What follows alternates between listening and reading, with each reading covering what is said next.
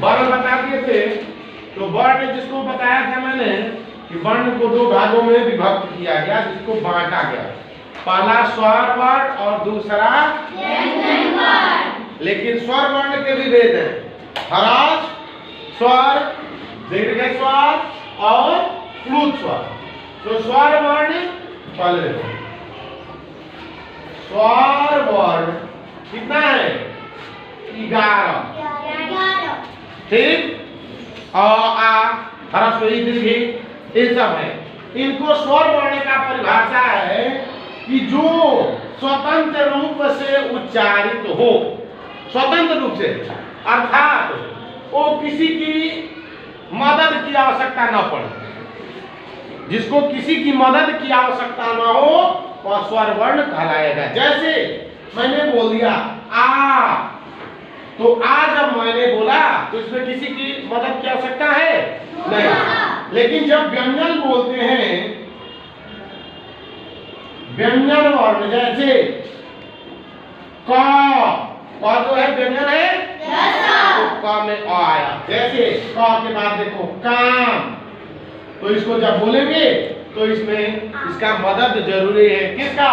तो स्वर का। स्वर जो है व्यंजन की मदद से उच्चारित होता है, लेकिन व्यंजन जो है स्वर के मदद से कभी उच्चारित नहीं होता है। अब इसको बांटा गया है, स्वर वर्ण को बांटा गया, स्वर वर्ण को बांटा गया है। तो क्या क्या है? तो ह्रस्व स्वर पहला, दूसरा दीर्घ स्वर, तीसरा प्लुत स्वर। हम एग्जाम्पल देकर के समझा देंगे तुम लोगों को।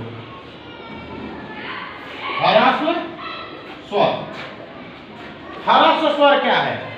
तो ह्रस्व स्वर उसको कहते हैं जिसका उच्चारण जल्द हो या एक मात्रा से हो।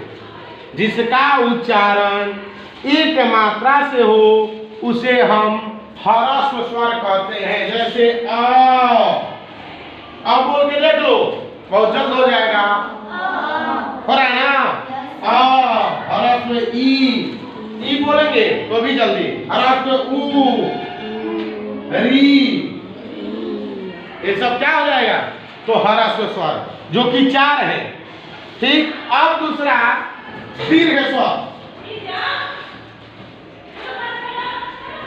दीर्घ स्वर तो ऐसे इसको कह सकते हैं कि इस ह्रस्व के अपेक्षा, ह्रस्व के अपेक्षा इसमें जो समय लगेगा इससे ज्यादा लगेगा, मतलब इससे 2 गुना लगेगा।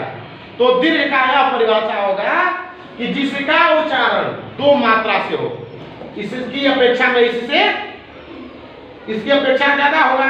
तो जैसे आ, तो आ जब बोलते हैं तो इसको तोड़ेंगे तो आ जोड़ आ बराबर आ होता है।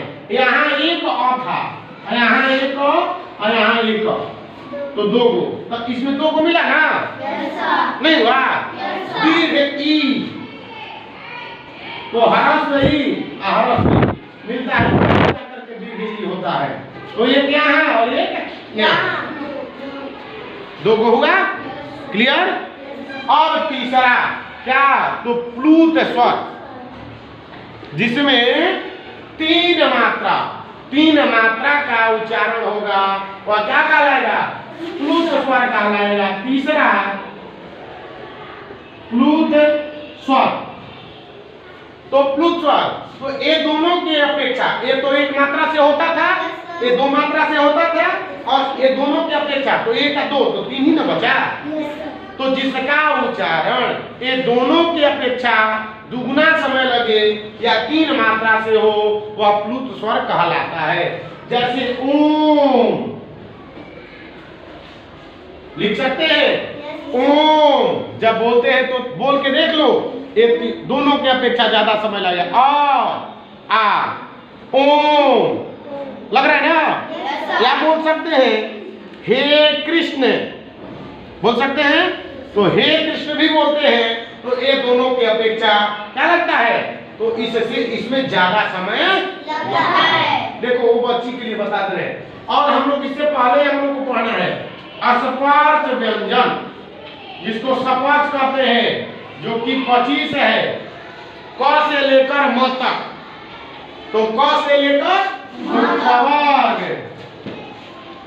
चवाग, टवाग, तवाग और पवाग। कवर्ग किसको? तो कखा गंगा को, चवर्ग चचा धनिया को, टवर्ग टाटा ढाणा को, तवर्ग ताथा धाना को और पवर्ग पापा बाबा माँ को।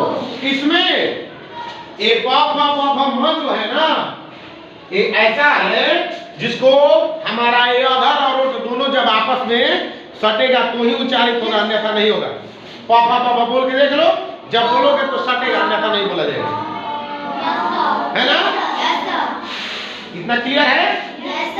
अब कोई अगर डाउट होगा तो तुम लोग हमसे पूछ ले, ठीक ना? लिख लो एक जब